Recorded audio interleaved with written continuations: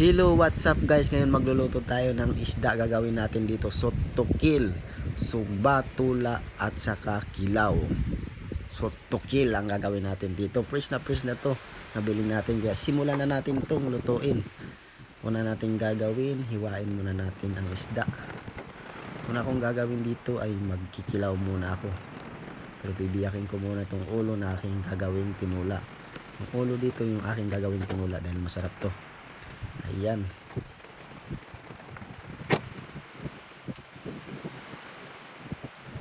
Tapos ito na nga, bibiyakin ko na to. Gagawin ko dito yung kalahati aking isusugba. Yung kalahati naman yung gagawin kinilaw. Yan yung inalisan ko ng buto. Tsaka babalatan ko rin to. Kasi medyo makunat yung balat nito. Kaya hindi natin isasali sa pagkikilaw yung balat. Ayan, di ba? At pagkatapos ko ng alisan ng balat, ay hiwain ko na to ng maliliit. Ayan.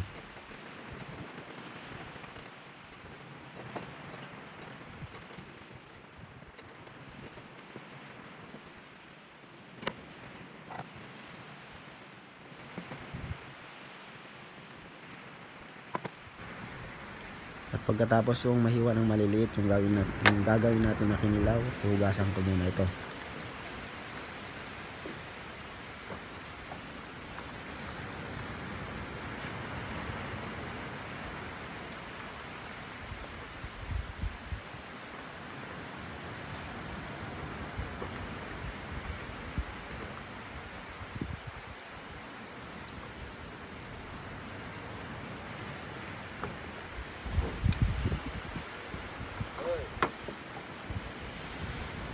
Dahil tapos na natin mahugasan, lalagay na natin dito yung mga sangkap ng ating gagawing kinilaw.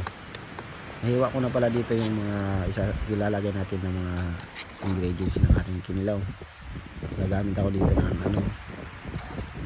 kamatis, at saka meron ding pipino, siling labuyo. Ayan, inuna ko muna yung siling labuyo hiwain. So linagyan ko rin to ng luya at saka sibuyas.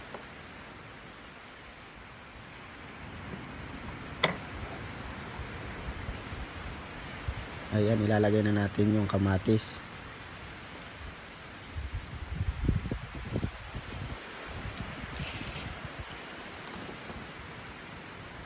Narito na nga rin pala yung ating pipino.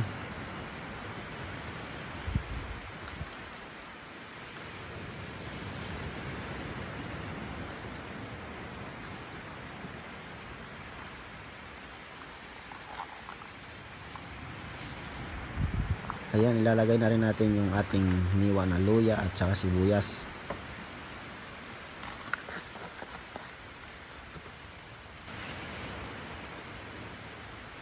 Saka lalagyan na rin natin to ng suka.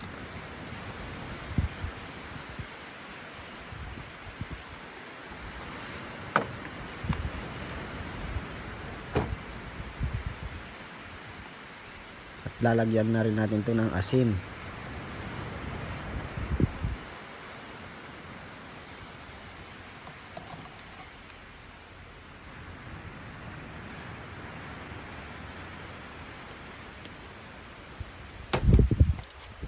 Pagkatapos natin mailagay lahat ng mga sangkap ng ating kinilaw, haluin na natin.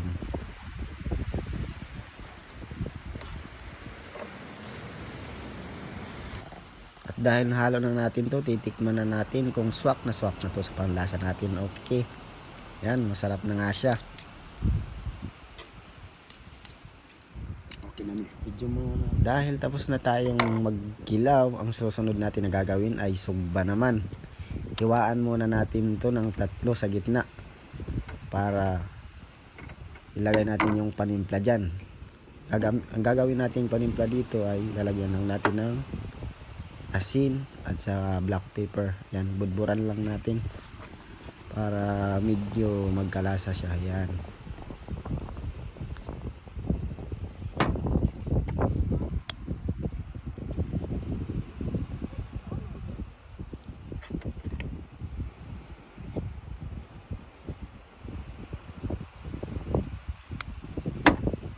At syempre pagkatapos natin timplahan yung ating isusugba, i-ready na natin ang ating pag-iihawan o pagsusugbahan natin. Yan.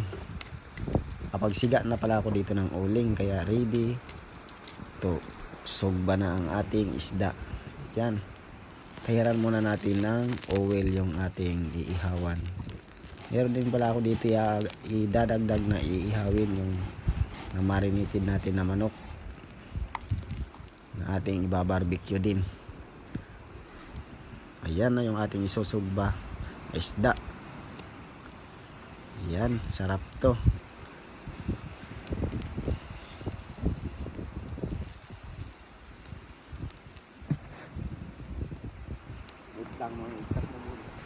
At dahil tapos na nga natin, may isa lang yung ating isugba, gagawin natin dito, siyempre isimula na rin natin dito, gagawin yung ating itutula, yung ulo yung ating itutula dito sa isda na to.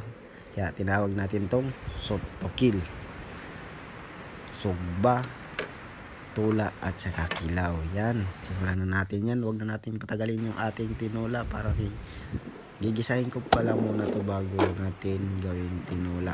Ganyan ako magluto ang tula. Ayan, gisa muna tayo ng luya at saka sibuyas. Nilagyan ko rin ng konting bawang.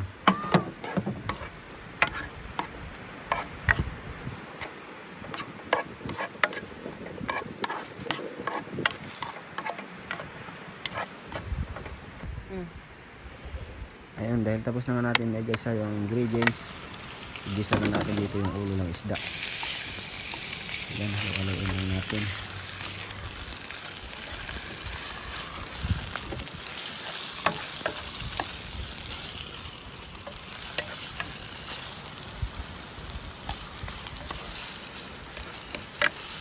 At naglagay nga rin ako dito ng lemongrass sa ating gagawing tula.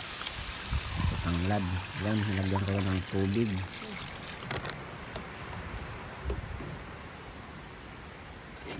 At siyempre pagkatapos natin malagyan ng tubig, takpan muna natin to at hintayin natin kumulo.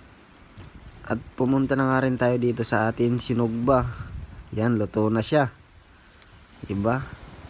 Yan ang ating sugba.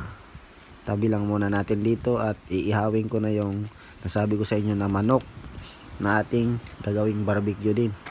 Manok at saka meron tayong hotdog. Ayan, pandagdag sa ating kakainin. Ayan, di ba? Isa lang muna natin.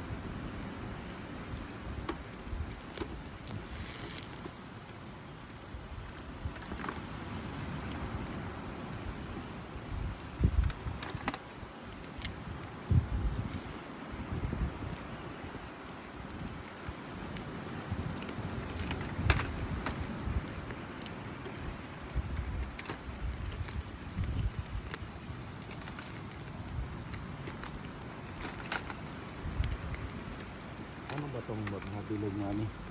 Dog man yan. Ewan ko ba't ganyan ka ang bilog niya. Ito mansos. Yan yung ipahid mo. Ah, ito.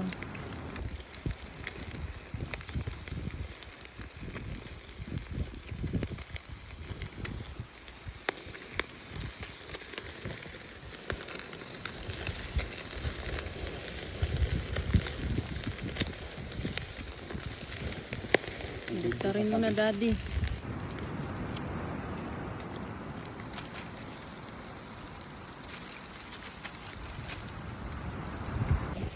At pumalik muna tayo sa ating ginawang tula.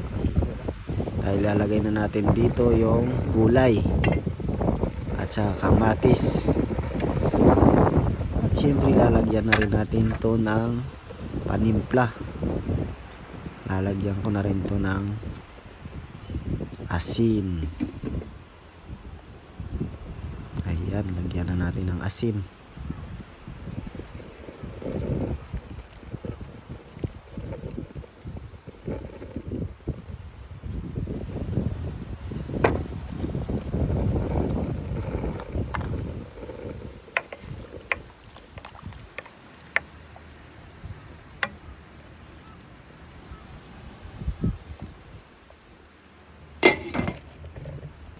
gumawa na rin ako dito ng sausawan sa ating sinugba na isda. Ayan.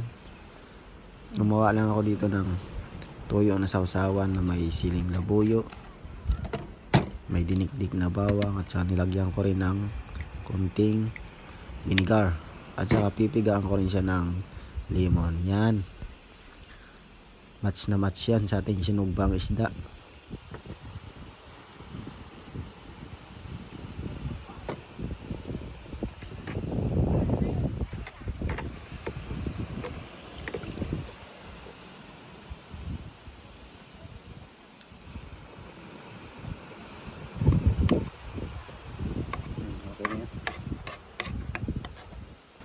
At balik ulit tayo sa ating tinula na ulo ng isda.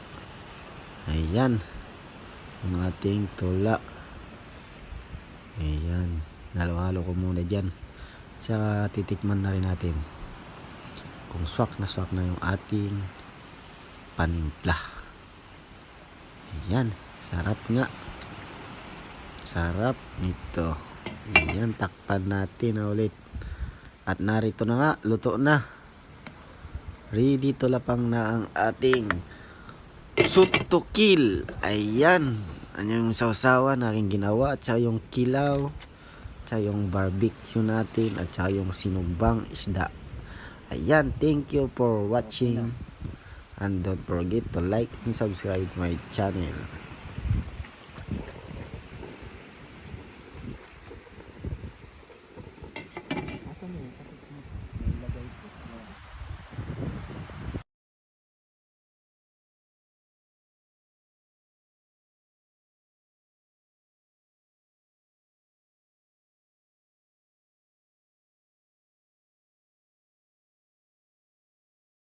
And bye bye, and see you in my next video, guys.